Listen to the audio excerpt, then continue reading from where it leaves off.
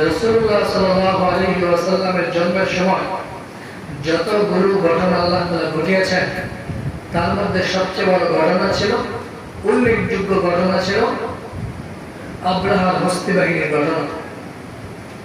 যে হস্তি বাহিনীর সামনে তদানীন্তন সময়, তদানীন্তন পৃথিবীতে তাদের শক্তির সামর্থ্য, তাদের সামরিক শক্তির সামনে তদানীন্তন সময় কেউ দাঁড়াবে, তাদেরকে কেউ মোকাবেলা করবে, এরকম ক্ষমতাবান পাওয়ারফুল কোন ব্যক্তি তখন ছিল। যখন তারা আক্রমণ করতে আসলো, তখন মক্কার যে বড় বড় লিডার ছিল, মক্কার যে বড় বড় বীর ছিল, তারাও ভীত সন্ত্রস্ত হয়ে গেল, ভয় পেয়ে গেল। একটা সময় আবু তালেব কোনো উপায় না পেয়ে তখন তিনি বললেন যে যার ঘর সে যদি মনে চায় কেউ ভেঙে ফেল, তাহলে এটাই সঠিক। আর যদি তার মনে চায় যে ঘরটা তিনি রক্ষা করবেন, এটাই সঠিক। এই বলে তিনি এই মক্কার ঘর থেকে পিছনে হটে আসেন, পিছনে সরে আসলেন। অর্থাৎ আব্রাহার বাহিনীকে তার ইচ্ছা মতো কাজ করার জন্য নির্দ্বিধায়, কোন রকম প্রতিদ্বন্দ্বিতা ছাড়া, কোন রকম প্রতিবন্ধকতা ছাড়া, কোন রকম বাধা ছাড়া আব্রাহার বাহিনী আল্লাহ রাব্বুল আলামিনের সেই কাবা ঘরকে ধ্বংস করার জন্য যখন আগায়া গেল, তার হস্তি বাহিনীর শিকল এই কাবার চতুর্পাশে বাজারে যখন সে টান দিল, আল্লাহ রাব্বুল আলামিন তার স্ট্রাইকার ফোর্স আবাবিল নামক পাখি পাঠায়া আল্লাহ তাআলা সেই তদানীন্তন সময়ে সবচেয়ে ক্ষমতাধর, সবচেয়ে পাওয়ারফুল যে বাহিনী ছিল, সেই হস্তি বাহিনীকে আল্লাহ তাআলা সমূলে ধ্বংস করে দিয়েছেন। পৃথিবীর মধ্যে রাসূলুল্লাহ সাল্লাল্লাহু আলাইহি ওয়াসাল্লামের এই জামানার আগে, অনেক আগে একটা বাহিনী ছিল, তাদের নাম ছিল সামুদ জাতি। সামুদ, এই সামুদ জাতি তারা ছোটখাটো পেয়ালা দিয়ে পানি পান করত, তারা সমুদ্রের মধ্যে গিয়ে পানি পান করত। ইতিহাসের কিতাবের মধ্যে লেখেন যে সামুদ জাতি যখন সমুদ্রের মধ্যে গিয়ে পানি পান করত, তখন সমুদ্রের পানি 3/2 শুকিয়ে যেত। এত পাওয়ারফুল ছিল তাদের ক্ষমতার বিভিন্ন বর্ণনা ইনশাআল্লাহ দিব এক সময়। তবে সেই সামুদ জাতি, সে আব্রাহার বাহিনীর কথা যখন তারা সত্য ইতিহাসের মধ্যে, যেমন একটা বাহিনী আসবে, এমন একটা নবী আসবে, নবীর জন্মের সময় এমন একটা ঘটনা ঘটবে, আর এই ঘটনা এই হস্তি বাহিনী ঘটাবে, তখন তাদের ক্ষমতা শুনে সামুদ জাতীয় বলতো যে আমাদের থেকেও শক্তিশালী কোনো জাতি পৃথিবীতে আসতে পারে, কিংবা এইরকম কোনো জাতীয় পৃথিবীতে আসতে পারে। মেরে মুহতারাম, আল্লাহ রাব্বুল আলামিন ওই হস্তি বাহিনীকে দুনিয়ার কোনো রকম কোনো বাহিনী ছাড়া, কোনো রকম প্রতিবন্ধকতা ছাড়া সরাসরি আল্লাহ তাআলা তাদেরকে অ্যাটাক করেছিলেন। এছাড়াও আমরা শুনেছি যে সেই রুম পারস্যের মধ্যে প্রায় 1000 বছর পর্যন্ত একটা আগুনকে তারা প্রজ্বলিত করে রেখেছিল। রাসূলুল্লাহ সাল্লাল্লাহু আলাইহি ওয়াসাল্লাম যখন দুনিয়াতে আসলো, আল্লাহ রাব্বুল আলামিন সামান্য একটা বাতাস দিয়া ওই 1000 বছরের প্রজ্বলিত আগুনকে আল্লাহ তাআলা নিভিয়ে দিয়েছে। সেই রুম পারস্যের মধ্যে তারা অনেকগুলো গম্বুজ একসাথে করে তাদেরকে তাদের সেই প্যাকুরা তৈরি করেছিল, তাদের ইবাদতের জায়গা তৈরি করেছিল। রাসূলুল্লাহ সাল্লাল্লাহু আলাইহি ওয়াসাল্লাম যখন দুনিয়ার মধ্যে আসলো, তখন আল্লাহ রাব্বুল আলামিন সামান্য একটা বাতাস দিলেন, আর সেই বাতাসে তাদের প্যাকুরার 14টা গম্বুজ সাথে সাথে ধসে পড়েছে। মেরে মুহতারাম, এছাড়াও আরো অনেক বড় বড় ঘটনা রয়েছে।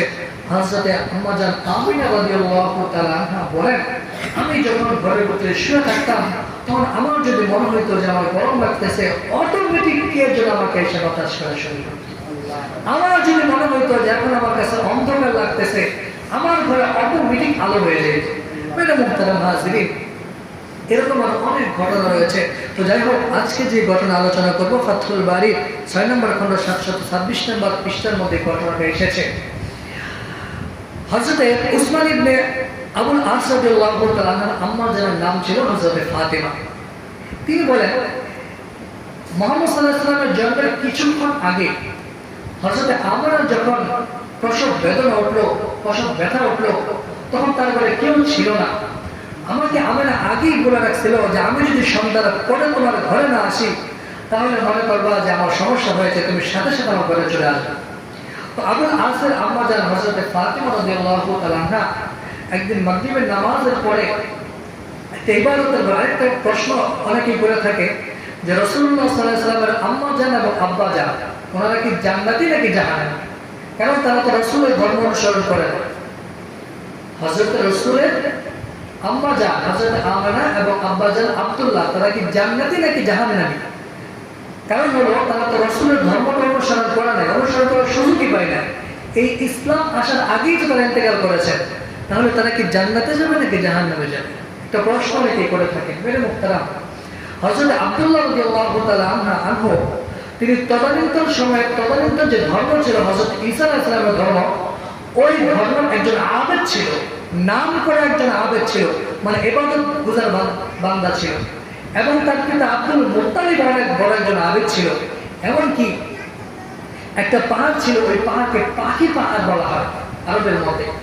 তো ওই পাহাড়ের উপরে আরবের একটা ধারণা ছিল, একটা চিন্তা ছিল যে ওই পাহাড়ের উপরে যদি আমরা বিশেষ কোনো ব্যক্তির নাম নেয়া আল্লাহ তাআলার কাছে দোয়া করি, তাহলে আল্লাহ তাআলা সেই দোয়াটা কবুল করবে। তো কুরাইশের লোকেরা হযরত আব্দুল মুত্তালিবের নাম নিয়ে সেই পাখি পাহাড়ের উপরে গিয়ে আল্লাহ তাআলার কাছে দোয়া করত। কত বড় মুত্তাকি ছিল! তো তাদের হযরত রাসূলুল্লাহ সাল্লাল্লাহু আলাইহি ওয়াসাল্লাম আব্বাজান এবং আম্মাজান ওনারা জান্নাতে ছিল, কারণ হলো তারা আগের ধর্মের অনুসরণ করত।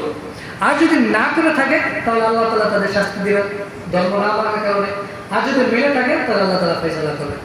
তো হযরত ফাতিমা রাদিয়াল্লাহু তাআলা আনহা আবুল আসের ফাতিমা ইবনে কায়েস, আবুল আসের মা হযরত ফাতিমা রাদিয়াল্লাহু তাআলা আনহা একদিন মাগরিবের নামাজের পরে, মানে ইবাদতের পরে তিনি ঘরের ভিতরে বসে আছেন। কিছুক্ষণ অপেক্ষা করলেন। অপেক্ষা করার পরে দেখতেছেন যে হযরত আমেনা রাদিয়াল্লাহু তাআলা আনহা সেদিন আর তার ঘরে আসতেছেন।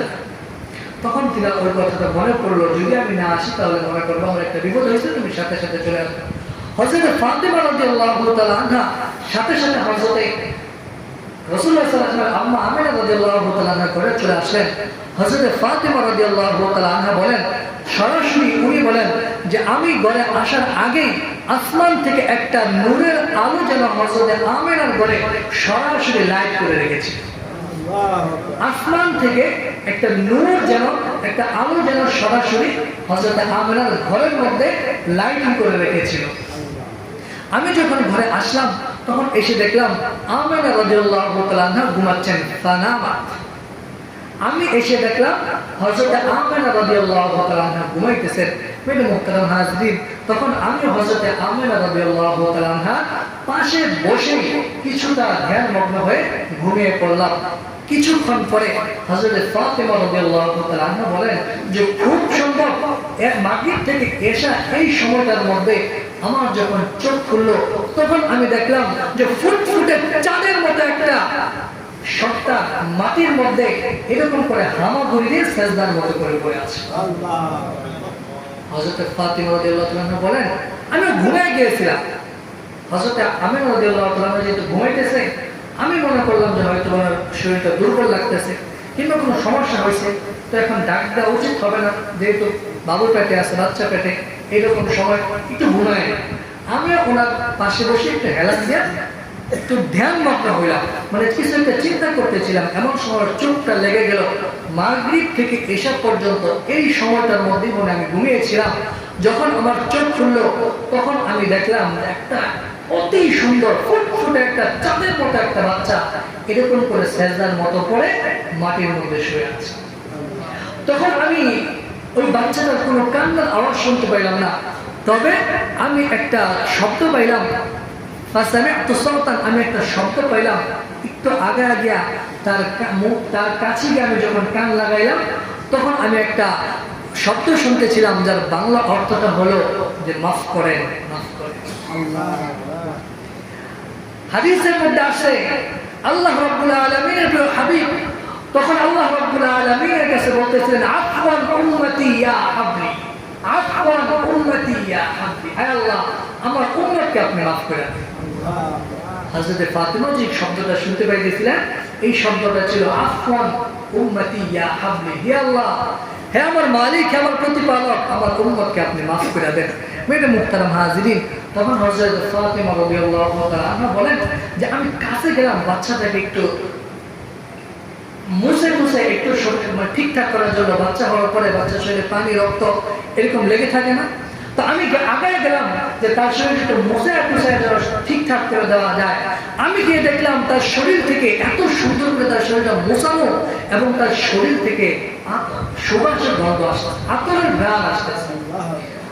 হাদিসের মধ্যে আসছে যে হযরত ফাতিমা রাদিয়াল্লাহু তাআলা আনহা সেদিন যে আতরের ঘ্রাণটা পেয়েছিলেন সেটাকে বলা হয় মেশক আম্বর, যেই আতরটা আল্লাহ রাব্বুল আলামিন জান্নাতি বান্দাদের জন্য জান্নাতের মধ্যে লাগিয়ে রেখেছেন।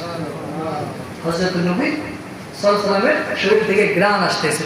আম্মা জান হযরত ফাতিমা বলেন যে যেহেতু তার শরীরটা মোছানো, তখন মৃদু মৃদু আলোতে আমি চাইলাম যে তার শরীরটা যেন নিচ থেকে ঢেকে দেওয়া হয়। তখন আমি দেখলাম নাভির নিচ থেকে নেওয়া হাঁটু পর্যন্ত অটোমেটিক একটা সুন্দর সুশ্রী পোশাক তার পরনে আছে। মেরে মুহতারাম হাজিরিন, রাসূলুল্লাহ সাল্লাল্লাহু আলাইহি ওয়াসাল্লামের সতত কেউ দুনিয়াতে দেখে না। একদিন সময় শেষ হয়ে গেছে, একদিন রাসূলুল্লাহ সাল্লাল্লাহু আলাইহি ওয়াসাল্লাম এবং দাদা আব্দুল মুত্তালিব ছোটকালে কাবার একটা সাইডের মধ্যে কিছু পাথর বসে পড়েছে। তো আব্দুল মুত্তালিব উনি একটা একটা পাথর নিয়ে এখানে লাগাইতেছে। তো রাসূলুল্লাহ সাল্লাল্লাহু আলাইহি ওয়াসাল্লামও দাদার সাথে সাথে পাথর নিয়ে সেখানে রাখতেছে। তো আব্দুল মুত্তালিব চিন্তা করলেন, যেমন নাতি ছোট মানুষ এই পাথর মাথায় করে আনতেছে, আমি একটা কাজ করি, তো যে লুঙ্গিটা পরানো আছে, রিজার্ভটা পরানো আছে, এটা খুললে ওর মাথায় দিয়ে ছোট মানুষ ন্যাংটা থাকলে সমস্যা কি। তো হযরত আব্দুল মুত্তালিব রাসূলুল্লাহ সাল্লাল্লাহু আলাইহি ওয়াসাল্লামের পরনে যে কাপড়টা ছিল এটা টান দিয়ে খুলে ফেলাইছে। মেরে মুহতারাম হাজিরিন, হাদিসের মধ্যে আসছে ওই কাপড়টা খুলতে দেরি হয়েছে, রাসূলুল্লাহ সাল্লাল্লাহু আলাইহি ওয়াসাল্লাম কাঁচুমাচু হয়ে মাটিতে পড়তে দেরি হয়, সাথে সাথে অজ্ঞান হয়ে গেছে। মেরে মুহতারাম, এই জন্য রাসূলুল্লাহ সাল্লাল্লাহু আলাইহি ওয়াসাল্লামের সফর কেউ দেখে নাই। আমাদের যখন আমরা হেফজখানায় করতাম তখন আমাদের উস্তাদরা বলতো যে পুরুষদের বুক আর সফর যেন কেউ না দেখে। এতে কি হয়, মানুষের বিবেক নষ্ট হয়ে যায়। বর্তমান সময়ে বিবেকবান মানুষ কতজন আছে বলেন? আপনারাই বলেন, আমি বললে তো দোষ হবে, আপনারাই বলেন বিবেকবান মানুষ কতজন আছে? আপনার বাড়ির পাশে যে লোকটা, সে কি বিবেকবান? আপনার নিজের ঘরে যে আছে সে কি বিবেকবান? আপনি যাকে নিয়ে ঘর সংসার করতেছেন সেও কি পরিপূর্ণ বিবেকবান? মেরে মুহতারাম হাজিরিন, রাসূলুল্লাহ সাল্লাল্লাহু আলাইহি ওয়াসাল্লামের সুন্নাত না মানার কারণে মানুষগুলো আজকে অমানুষ হয়ে যাইতেছে। তো রাসূলুল্লাহ সাল্লাল্লাহু আলাইহি ওয়াসাল্লামের একটা সুন্নাত হলো যে সতর যেন কেউ না দেখে, বিশেষ করে পুরুষের বুক যেন কেউ না দেখে। আল্লাহ রাব্বুল আলামিন আমাদেরকে আমল করার তৌফিক দান করুন। এছাড়াও মেরে মুহতারাম আরো অনেক অনেক ঘটনা আল্লাহ রাব্বুল আলামিন রাসূলের জন্মের সময় ঘটিয়েছিলেন। ইনশাআল্লাহ সামনে যদি কোনো সময় আসে সে বিষয়গুলো আলোচনা করবো। আমার তৌফিক ইল্লা বিল্লাহ।